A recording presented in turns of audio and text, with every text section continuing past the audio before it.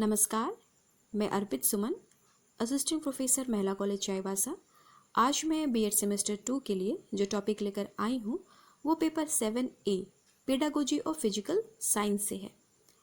Topic है problem solving method part 1 समस्या समाधान विधि। यह प्रॉब्लम सॉल्विंग मेथड का पार्ट 1 वीडियो है जिसमें हम प्रॉब्लम सॉल्विंग मेथड के बेसिक कॉन्सेप्ट को देखेंगे। समस्या समाधान विधि प्रॉब्लम सॉल्विंग मेथड। बालक प्रकृति से ही उत्सुक होते हैं। वह बहुत सी समस्याओं का समाधान भी निकालना चाहते हैं तथा किसी भी तरीके से अपनी उत्सुकता की संतुष्टि करना चाहते हैं। अतः अध्यापक को ऐसी विधि का प्रयोग करना चाहिए जिससे बालक अपनी समस्याओं का हल ढूंढने में समर्थ हो सके। हमारा जीवन समस्याओं से भरा हुआ है तथा जीवन में वही व्यक्ति सफल हो पाता है जिसमें अपनी समस्याओं का समाधान करने के लिए पर्याप्त ज्ञान, अनुभव और तार्किक योग्यता होती है। बालक नेचर से ही, अपने स्वभाव से ही उत्सुक होते हैं। उनके अंदर उत्सुकता होती है किसी भी बात को लेकर के। बहुत सी समस्याओं का समाधान वो निकालना चाहते हैं और उसके लिए वो कोई भी तरीका प्रयोग करते हैं और जब उसकी उत्सुकता समाप्त होती है तो वे संतुष्टि का अनुभव करते हैं। अतः शिक्षक को, टीचर को ऐसी विधि का प्रयोग करना चाहिए जिससे बालक अपनी समस्याओं का हल ढूंढने में समर्थ हो सके, क्योंकि मनुष्य का जीवन, हमारा जीवन समस्याओं से भरा हुआ है और जीवन में वही व्यक्ति सफल हो पाता है जिसमें अपनी समस्याओं का समाधान करने के लिए पर्याप्त ज्ञान, इफिशिएंट नॉलेज, अनुभव यानी एक्सपीरियंस और तार्किक योग्यता होती है, लॉजिकल एबिलिटी पाई जाती है। तो समस्या समाधान विधि के द्वारा शिक्षक का यह कर्तव्य होता है कि वह बालकों को अपनी समस्याओं का हल ढूंढने में समर्थ बनाना, योग्य बनाना। इसके लिए अपनी शिक्षण विधि में उसे समस्या समाधान विधि का चयन करना चाहिए जिससे छात्रों में तार्किक योग्यता विकसित हो, उन्हें अनुभव प्राप्त हो।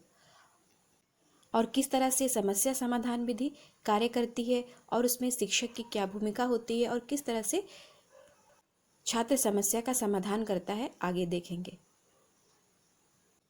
शिक्षण अधिगम प्रक्रिया में जब कोई बाधा आती है तो उसे हम समस्या कहते हैं। गुडवर्थ महोदय ने भी स्पष्ट किया है कि समस्या समाधान उस समय प्रकट होता है जब उद्देश्य की प्राप्ति में किसी प्रकार की बाधा पड़ती है। यदि लक्ष्य तक पहुंचने का मार्ग सीधा और आसान हो तो समस्या नहीं आती।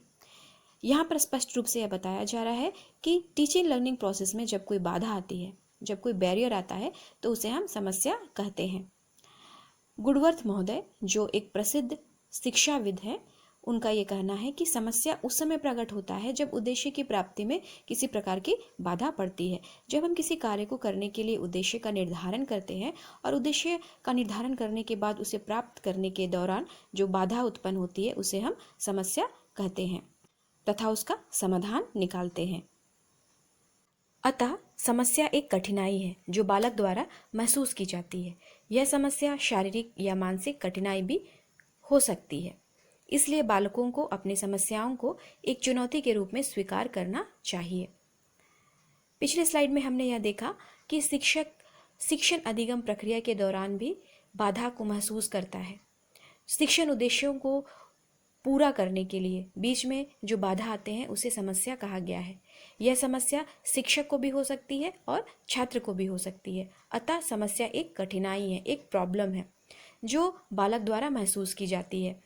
यह समस्या कई तरह की हो सकती है। यहाँ पर कहा जा रहा है कि यह समस्या शारीरिक या मानसिक कठिनाई भी हो सकती है।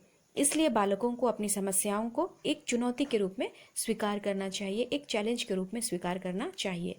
समस्या समाधान विधि के अंतर्गत बालक समस्या के समाधान के लिए नियोजित तरीके से समस्या का निष्कर्ष प्राप्त करता है। शुरू में ही मैंने आप लोगों को यह बताया था कि science is a systematic knowledge. यह एक क्रमबद्ध ज्ञान है जो स्टेप बाय स्टेप चलता है।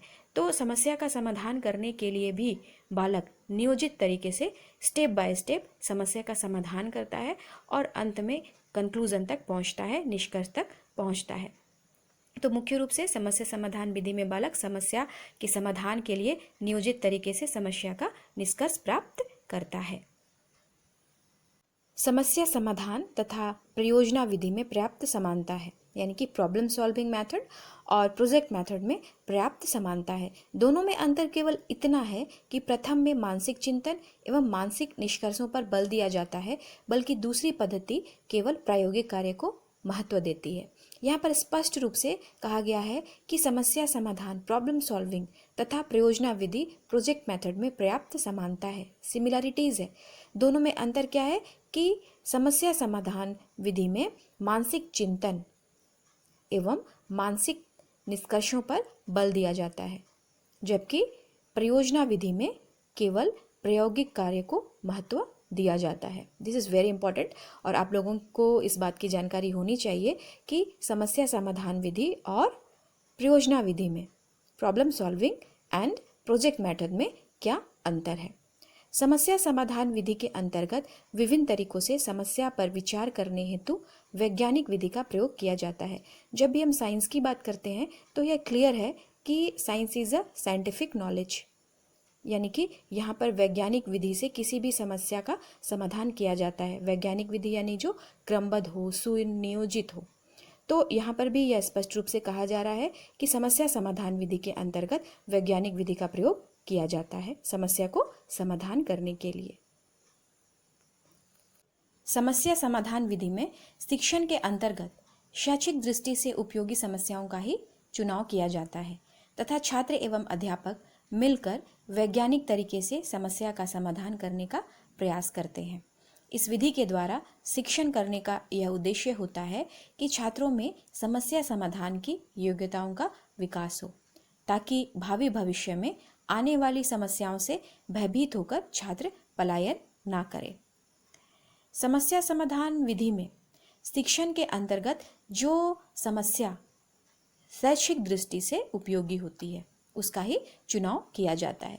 हालांकि पिछले स्लाइड में हमने यह देखा था कि समस्या बालक के शारीरिक और मानसिक कठिनाई के रूप में भी हो सकती है, लेकिन इस बात का आवश्यक रूप से ध्यान रखना है कि समस्या वैसी हो जो शैक्षिक दृष्टि से उपयोगी हो और छात्र एवं अध्यापक दोनों मिलकर के वैज्ञानिक तरीके से समस्या का समाधान करने का प्रयास करते हैं।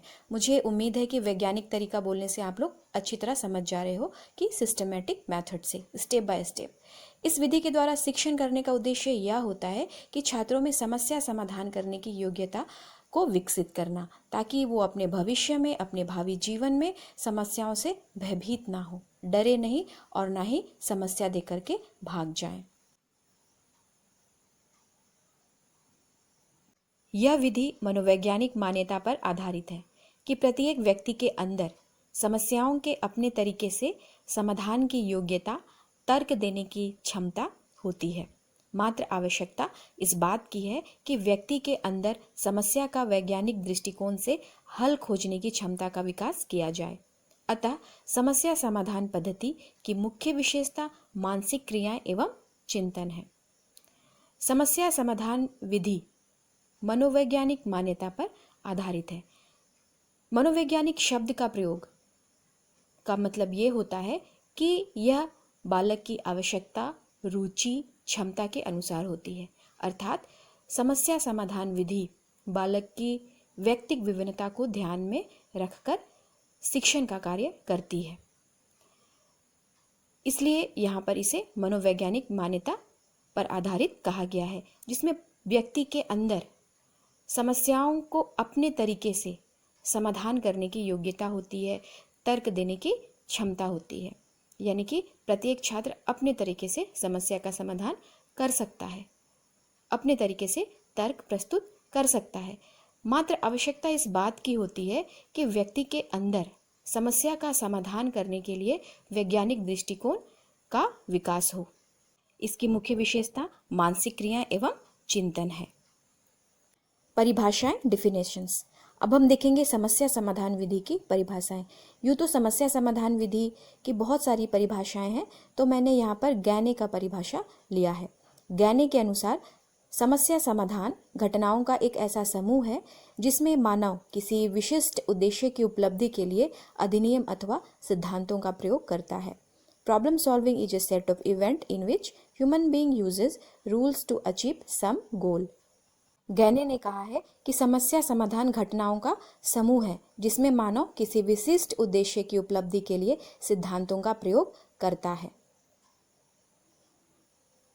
स्किनर के अनुसार समस्या समाधान एक ऐसी रूपरेखा है जिसमें सृजनात्मक तथा चिंतन तर्क होते हैं।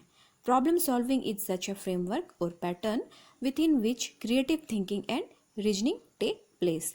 स्किनर, जो एक बहुत प्रसिद्ध मनोवैज्ञानिक है, उनका यह कहना है कि समस्या समाधान एक ऐसी रूपरेखा है, एक ऐसा फ्रेमवर्क है जिसमें सृजनात्मक एवं चिंतन तर्क होते हैं, creative thinking and reasoning take place. समस्या की विशेषताएं, कैरेक्टरिस्टिक्स ऑफ ए प्रॉब्लम। अध्ययन के लिए चुनी जाने वाली समस्या में निम्नलिखित विशेषताएं होनी चाहिए। शिक्षार्थियों को दी गई समस्या का शिक्षात्मक मूल्य, एडुकेशनल वैल्यू होना चाहिए तथा जहां तक संभव हो सके समस्या शिक्षार्थियों के वास्तविक जीवन तथा वातावरण से संबंधित होनी चाहिए, जैसे आकाश में इंद्रधनुष का अध्ययन, study of rainbow in the sky. तो सबसे पहली विशेषता क्या है, आइए देखते हैं। समस्या शिक्षार्थियों के लिए उपयोगी एवं व्यवहारिक होनी चाहिए। दूसरा, समस्या शिक्षार्थियों के लिए मानसिक स्तर तथा शारीरिक क्षमताओं के अनुकूल होना चाहिए, यानी कि स्टूडेंट्स के मेंटल लेवल और फिजिकल एबिलिटी के अकॉर्डिंगली होनी चाहिए।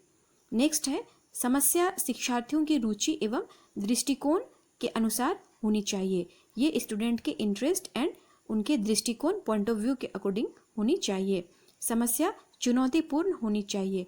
चुनौतीपूर्ण का मतलब है चैलेंज के साथ होना चाहिए, जिससे शिक्षार्थियों में सोचने तथा तर्क करने की शक्ति का विकास हो सके, उनकी थिंकिंग पावर बढ़ सके, उनकी रीजनिंग पावर बढ़ सके। इस तरह से समस्या होनी चाहिए और एक शिक्षक को विशेष रूप से इन बातों का ध्यान रखना चाहिए। आगे हम अन्य विशेषताओं को देखेंगे। समस्या शिक्षार्थियों के पूर्व ज्ञान से संबंधित होने चाहिए, जिससे उनको समस्या का हल ढूंढने में आसानी होगी। प्रॉब्लम स्टूडेंट्स के प्रीवियस नॉलेज से रिलेटेड होने चाहिए। ऐसा होने से स्टूडेंट्स को प्रॉब्लम सॉल्व करने में इजी होगा। नेक्स्ट है, समस्या शिक्षार्थियों पर एक भार की तरह नहीं होनी चाहिए, ताकि शिक्षार्थी प्रसन्नतापूर्वक समस्या समाधान की विधि का उपयोग कर सके। प्रॉब्लम स्टूडेंट के लिए एक बर्डन के रूप में नहीं होना चाहिए। नेक्स्ट है, समस्या तर्कसंगत तथा शिक्षार्थियों की आवश्यकताओं के अनुसार होनी चाहिए। जो भी प्रॉब्लम होगी वो तर्कसंगत होनी चाहिए और शिक्षार्थियों की आवश्यकताओं के अनुसार होनी चाहिए। तो इस तरह से हम देख रहे हैं कि जो भी समस्या की विशेषताएं हैं वो मुख्य रूप से बाल केंद्रित है, अर्थात यह बाल केंद्रित विधि के अंतर्गत आती है। समस्या के समाधान में उपयोग किए जाने वाले उपकरण विद्यालय की प्रयोगशाला में उपलब्ध होने चाहिए, अर्थात समस्या के समाधान के लिए जिन उपकरणों का प्रयोग किया जाता है वह स्कूल लेबोरेटरी में अवेलेबल होने चाहिए। नेक्स्ट है, समस्या के आलोचनात्मक पक्ष की ओर भी पूरा ध्यान दिया जाना चाहिए।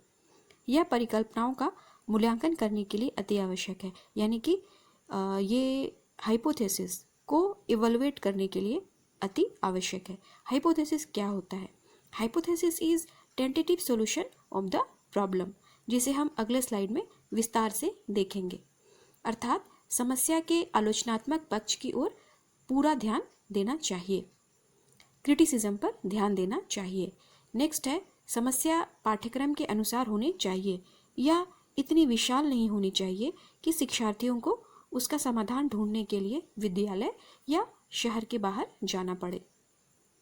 नेक्स्ट है, समस्या नई तथा व्यवहारिक होनी चाहिए, जिससे विद्यार्थियों में कल्पना शक्ति तथा वैज्ञानिक क्षमताओं का विकास हो सके।